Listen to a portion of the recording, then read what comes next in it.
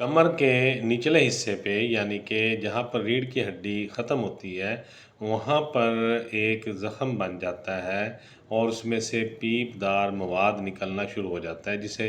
Pilonidal cyst या pilonidal sinus कहा जाता है। अब होता यूँ है कि ये ज़ख़्म पहले तो दानानुमा बनता है, फिर इसमें क्योंकि ये रीढ़ की हड्डी के नीचे वाला हिस्सा या मक्कत से थोड़ा-सा ऊपर, जहाँ पर एक बारीक सी दर्ज सी बनी होती है दोनों हिप्स के दरमियान में, वहाँ पर ये दाना बनता है और ज़ख़्म बनता है और फिर इसमें से पीपदार मवाद या खून की मिलावट के साथ पीप जो है वो निकलना शुरू हो जाती है और फिर इसमें ख़राश और दर्द भी आहिस्ता-आहिस्ता शुरू हो जाता है। और बाज़ औक़ात हम इसको बिल्कुल लाइट सा लेते हैं और फिर कोई किसी डॉक्टर से मशवरा करके या ख़ुद से ही कोई एंटीबायोटिक का इस्तेमाल करके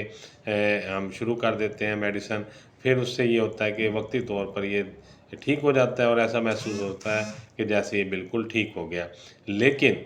कुछ ही दिनों के बाद, चंद ही दिनों के बाद ये फिर वापस नमूदार होता है और उसमें से फिर मवाद जो है वो निकलना शुरू हो जाता है। और इसी तरह आप मेडिसिन खाते हैं या बाज़ औक़ात ऐसा होता है कि मेडिसिन खाने की भी ज़रूरत नहीं पड़ती, आप अच्छी तरह से इसको धोते हैं, साफ़ करते हैं, सिपरेट वग़ैरह लगाते हैं तो ये ख़ुद ब ख़ुद ठीक हो जाता है और चंद दिनों बाद फिर ये दोबारा से इसमें से मवाद निकलना शुरू हो जाता है और दर्द होना शुरू हो जाता है और ख़राश होना शुरू हो जाती है। तो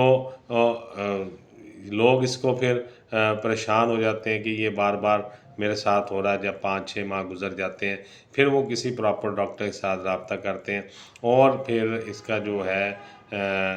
सर्जरी भी एक इलाज है और मेडिसिन से भी इलाज किया जाता है। जो सर्जरी है सम टाइम जो लोग सर्जरी करवा के इसको समझते हैं कि हम ठीक हो गए हैं, लेकिन ऑपरेशन के कुछ अरसे बाद ये फिर दोबारा नमूदार हो जाता है, ऐसा भी देखने में आता है। और बाज़ औक़ात ऑपरेशन के बाद ये फिर एक लंबे अरसे के लिए ज़ख़्म नहीं होता।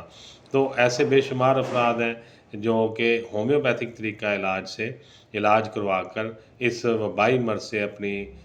आप को वो सेफ़ कर चुके हैं और इससे जान छुड़वा चुके हैं और मुकम्मल सेहतयाब हो चुके हैं। तो ये होम्योपैथिक में इसका बहुत ही ज़बरदस्त तरीक़ा इलाज मौजूद है और इसके इस्तेमाल से आप देखेंगे कि चंद ही दिनों में इंशाअल्लाह ताला जो इसके अंदर पस वाला मवाद निकल रहा है, जो ज़ख़्म में दर्द हो रही है और जो ये पाइलोनाइडल साइनस है, ये ठीक होना शुरू हो जाएगा और फिर मुकम्मल मेडिसिन जब आप इस्तेमाल कर लेते हैं, तो ये बिल्कुल ठीक हो जाता है और दोबारा इंशाअल्लाह नहीं होगा। अगर आपको या आपके किसी जानने वाले को, दोस्त को ये पाइलोनाइडल साइनस का मसला है और वो चाहते हैं कि इसको बग़ैर ऑपरेशन के हम इलाज करवा के मेडिसिन से ठीक कराएँ, तो आपके लिए ये बड़ा सुनहरी मौका है क्योंकि होम्योपैथिक में इसका बहुत ही अच्छा, मुकम्मल और भरपूर इलाज मौजूद है, जिसे आप मेडिसिन को यूज़ करके पाइलोनाइडल साइनस जैसे मूज़ी मर्ज़ से हमेशा के लिए जान छुड़वा सकते हैं और बिल्कुल ये ठीक हो सकता है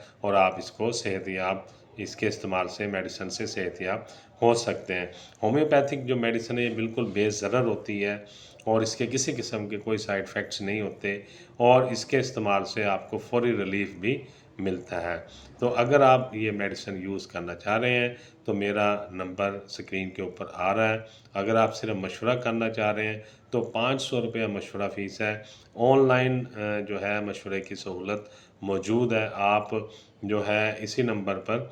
फ़ोन करके या व्हाट्सएप करके आप ऑनलाइन मशवरा भी कर सकते हैं और अगर आप मेडिसिन मँगवाना चाहेंगे तो हम आपको कोरियर के ज़रिए मेडिसिन जो है वो भी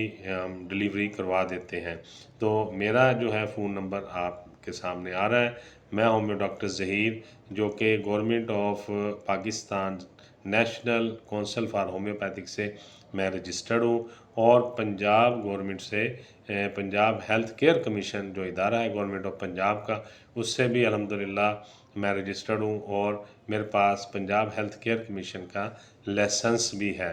तो आप अगर वाक़ई पाइलोनाइडल साइनस जैसे मूज़ी बीमारी का शिकार हैं या आपका कोई जानने वाला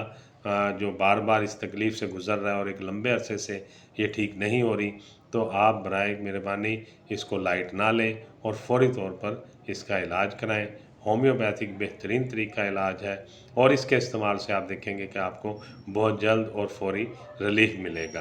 तो बहुत सारी दुआओं के साथ मैं होम्यो डॉक्टर ज़हीर आपसे इजाज़त चाहूँगा, इन्हीं दुआओं के साथ कि अल्लाह ताला आपको सेहत और तंदुरुस्ती से नवाज़े